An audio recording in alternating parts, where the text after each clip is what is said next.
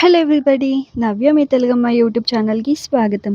ఈరోజు మేము మా కుటుంబంతో కలిసి శ్రీ నిదానంపాటి శ్రీలక్ష్మి అమ్మవారి సన్నిధికి మొక్కు చెల్లించుకోవడానికి వచ్చాము. కష్టాల్లో ఉన్నప్పుడు అమ్మను తలుచుకుంటే ఆమె దారి చూపిస్తుంది. మా కుటుంబం కోరుకున్న కోరిక నెరవేరిన తర్వాత అమ్మవారికి మొక్కుగా ఈరోజు ఇక్కడ పొంగల్ పెట్టుకున్నాం. ఇది కేవలం ఒక ఆచారం కాదు. ఇది మా నమ్మకం, మా భక్తి. ఇక్కడ స్థల పురాణం ఏం చెప్తుందంటే అది ద్వాపర యుగాంతర నాటి సంగతి. కైలాసంలో పార్వతీ పరమేశ్వర్లు కూర్చొని ఉండగా ప్రథమ గణాలు నాట్యం చేస్తున్నాయి. అప్పుడు నందీశ్వర్ని చూసి పార్వతీదేవి హేళనగా నవ్విందట. జగన్మాత, నా కుమారుణ్ణి చూసి ఎందుకు నవ్వుతున్నావు అని మహర్షి శిలాదుడు ఆమెను ప్రశ్నించాడు. అతని నాట్యంలో భావము, తాళము ఏమీ లేవు అని నవ్వుతూ చెప్పింది పార్వతీదేవి. అప్పుడు శిలాదుడికి పట్టరాని కోపం వచ్చింది. కలియుగంలో నువ్వు భూలోకంలో జన్మిస్తావు.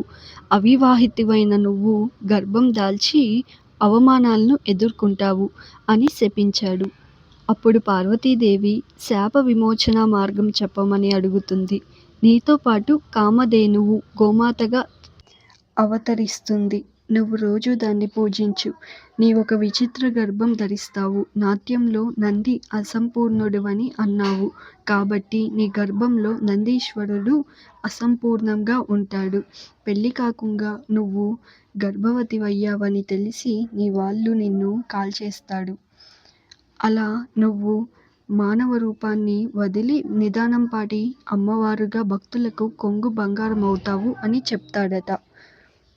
అలా శాపానికి గురైన పార్వతీదేవి సుమారు 700 ఏళ్ల కిందట గుంటూరు జిల్లా పల్నాడు ప్రాంతంలోని యాగంటి రామయ్య ఇంట్లో జన్మించిందని చెబుతారు.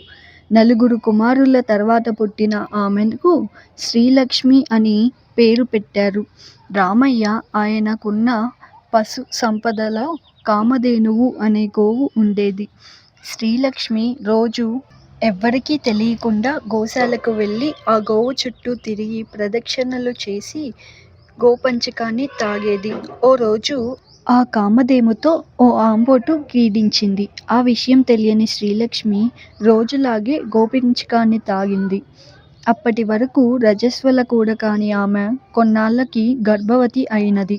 విషయం తెలిసిన గ్రామస్తులు సూటిపోటి మాటలు అన్నారు.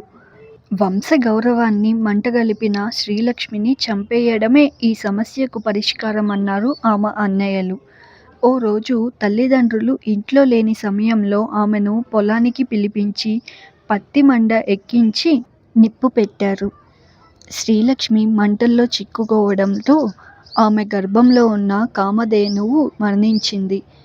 గోశాల నుండి కామధేనువు కూడా వచ్చి మంటల్లో దూకేసింది. సజీవ దహనమైన శ్రీలక్ష్మి శిలగా మారిపోయింది.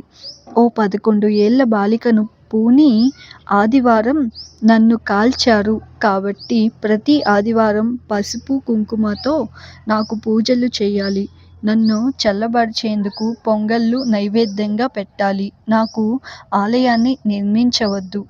నన్ను దర్శించుకునే వాళ్ళు ఎండలోనే ఉండాలని చెప్పిందని లోకీర్తి. అసలు మేము ఈ పొంగల్ ఎందుకు పెట్టుకున్నామో నెక్స్ట్ అప్కమింగ్ వీడియోలో చెప్తాను. ఈ వీడియో మీకు నచ్చితే లైక్, షేర్ అండ్ సబ్స్క్రైబ్ చేయటం మర్చిపోకండి.